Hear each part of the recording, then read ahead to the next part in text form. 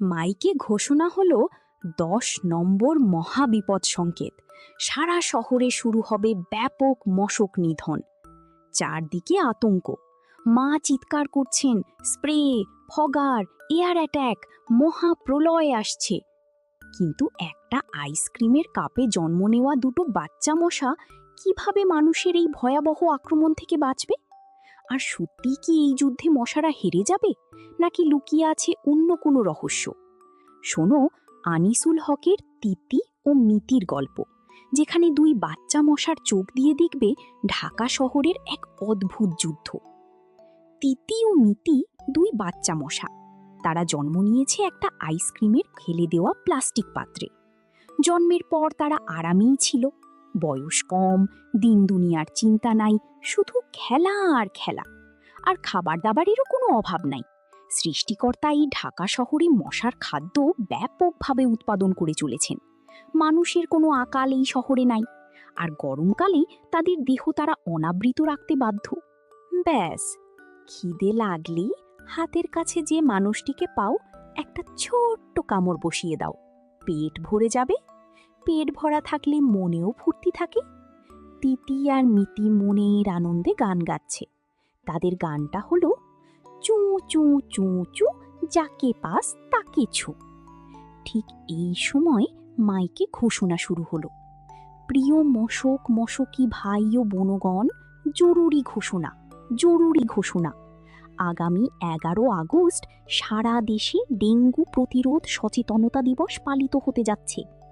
এদিন ব্যাপক হারে মশক নিধন হবে বলে আশঙ্কা রয়েছে। সকল মশাকে ১০ নম্বর মহাবিপদ সংকেত দেখানো হচ্ছে। আপনারা যে যেখানে থাকবেন সাবধান থাকবেন। ওই দিন কোকোনা কাঞ্চি ছেড়ে উন্মুক্ত স্থানে চলাচল করার দরকার নাই। খাদ্য পানীয় আগে থেকে জোগাড় করে রাখুন। যদি ব্যাপকভাবে এয়ার অ্যাট্যাক হয়, তার জন্য সব ধরনের মানসিক ও বাস্তব প্রস্তুতি গ্রহণ করে রাখুন। সবাই এদিন ট্রেঞ্চে থাকুন। যদি ফগার বা স্প্রে মেশিন দিয়ে এয়ার অ্যাট্যাক শুরু হয়, তার আগেই সাইরেন বাজিয়ে সবাইকে সাবধান করে দেওয়া হবে। মনে রাখবেন, এখন আমরা যুদ্ধে আছি। আমাদের যুদ্ধকালীন অ্যালার্টনেস বজায় রাখতে হবে। আতঙ্কিত হবেন না, আতঙ্ক ছড়াবেন না, তবে সাবধান হন। সৃষ্টির শ্রেষ্ঠ জীব মশাদের যেমন বাঁচার অধিকার আছে, তেমনি অতি অসহায় জীব মানুষেরাও বাঁচার চেষ্টা করবে। Survival of the fittest. স্রষ্টার ইচ্ছায় আমাদেরই জয় হবে। মনে রাখবেন, সুখে দুঃখে মশকনগরী কর্পোরেশন আপনাদের পাশে আছে। মশক স্বার্থে, পৌরপিতা মশকনগরী কর্পোরেশন। এই ঘোষণার মাথামুন্ডু তিতি আর মিতি কিছুই বুঝল না। তবে সাংঘাতিক একটা কিছু যে ঘটতে যাচ্ছে, এটা তারা উপলব্ধি করতে পারল। এমন সময় তাদের মা ছুটে এলেন, বললেন, বাছারা, কই তোরা? আয় আয়, আমার বুকে আয়। কি খারাপ দিনই না এলো। এতদিন তো তবু তোদের রক্ষা করে এসেছি, কিন্তু আর বুঝি শেষ রক্ষা হলো না। মানুষগুলোর কি দুর্মূর্তি হলো যে একেবারে ডেঙ্গু প্রতিরোধ দিবস পালন করতে হবে। যদিও আমাদের পৌরপিতার পক্ষ থেকে ঘোষণা দেওয়া হচ্ছে, চিন্তার কিছু নাই, কিন্তু ওই দুপেদের কোনো বিশ্বাস আছে? নিজেদের স্বার্থে এরা করতে পারে না এমন কাজ নাই। হয়তো ১১ তারিখে এমন কোনো অস্ত্র প্রয়োগ করে বসলো, সারা শহরের মশারা মরে পড়ে রইল কাতারে কাতারে, একেবারে মহাপ্রলয় ঘটিয়ে ছাড়ল। তিতি বলল, এখন তাহলে কি হবে মা? মিতি বলল, মা, কালকেই যদি মরে যাই তাহলে তো আমাদের বিয়েই হবে না।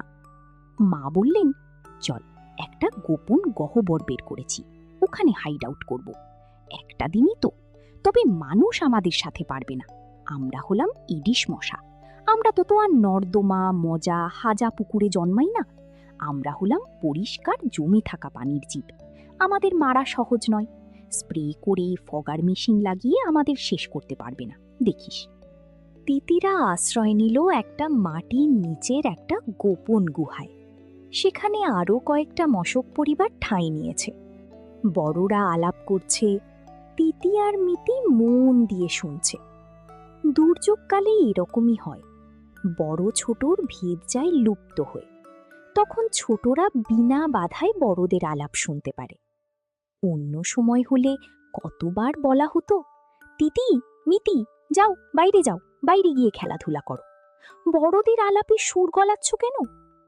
একজন মুরব্বী মশা বললেন, মানুষ যে এত মরিয়া হয়ে উঠেছে মশা মারার জন্যে, সেটা তো কেবল মানুষের দোষ নয়, মশাদেরও দোষ আছে। মানুষ দেখলেই কামড়াতে হবে, বুঝি সুঝি কামড়াবি না। এই বর্ষায় ডেঙ্গুতে ডাক্তার মরেছে 2 জন, ছাত্র মরেছে একাধিক। এরপর আবার অবসরপ্রাপ্ত সেনা কর্মকর্তা মারা গেছেন সিএমএইচে। এরপরও কি মানুষেরা ক্ষিপ্বি না? অন্য সবাই তার সঙ্গে একমত হলেন। তাই তো, এত লোভ ভালো না। লোভে পাপ, পাপে মৃত্যু। এই লোলভীদের জন্যে এখন বাচ্চা কাচ্চা নিয়ে মরতে হবে। 11 তারিখ পার হয়ে গেল, কিছু স্লোগান ছাড়া আর কিছুই ঘটল না। তিতিমিতির বেরিয়ে এলো গহ্বর থেকে। তিতি বলল, মা, কিছুই তো হলো না, তোমরা অযথা ভয় পেয়ে গিয়েছিলে। মা বললেন, আরে এটা তো ডেঙ্গু প্রতিরোধ দিবস ছিল না, এটা ছিল সচেতনতা দিবস। মানুষেরা চেয়েছিল সব মানুষকে সচেতন করতে, কিন্তু এরা তো শুধুই মানুষ না, এরা হলো ঢাকার মানুষ। এদেরকে কি আর সচেতন করা যায়? যতই বলা হোক না কেন, নিজেদের ঘর দুয়ার পরিষ্কার রাখেন, বাড়ির ভেতর বাইরে কোথাও পানি জমতে দেবেন না, এরা কি আর সেই কথা শুনবে? এরা তাকিয়ে থাকবে সিটি কর্পোরেশনের ফগার মেশিনের দিকে, কখন সিটি কর্পোরেশনের লোকেরা এসে মশা মেরে দেবে। তাই কি আর হয়? ওইভাবে অ্যানোফিলিস কিউলেক্স মশা মারা যায়, এডিস মশা নয়। চিচি খালা এলেন এই সময়, বললেন, শোনো, একটা খারাপ খবর আছে। অধ্যাপক নুরুল ইসলাম নামে এক বড় ডাক্তার নাকি বলেছেন, সেনাবাহিনী নামিয়ে বাড়ি বাড়ি তল্লাশি করা হোক, কোথাও পরিষ্কার পানি জমে আছে কিনা। এটা করা হলে তো খুব মুশকিল। বাঙালিকে সচেতন করে কোনো কাজ করানো যায় না, কিন্তু শাস্তির ভয় দেখালে আবার সবাই সোজা হয়। মা বললেন, আমার মনে হয় না মানুষ এই বুদ্ধি গ্রহণ করতে যাবে। সংবাদপত্রের কলাম অনুযায়ী দেশ চলে না। চিচি খালা বললেন, ঠিক ঠিক, তবে সেনাবাহিনীর প্রাক্তন কর্মকর্তাকে কামড়ানোটা ঠিক হয়নি। মা বললেন, নিশ্চয়ই উচিত হয়নি, কিন্তু ভয় পাওয়ার কিছু নাই। এর আগে ঢাকার মনুষ্য মেয়রকে কামড়ানো হয়েছে, তার ডেঙ্গু হয়েছে, তারপরেও তো আমরা বহাল তবিয়তে আছি। এবারও কিছু হবে না, দেখো।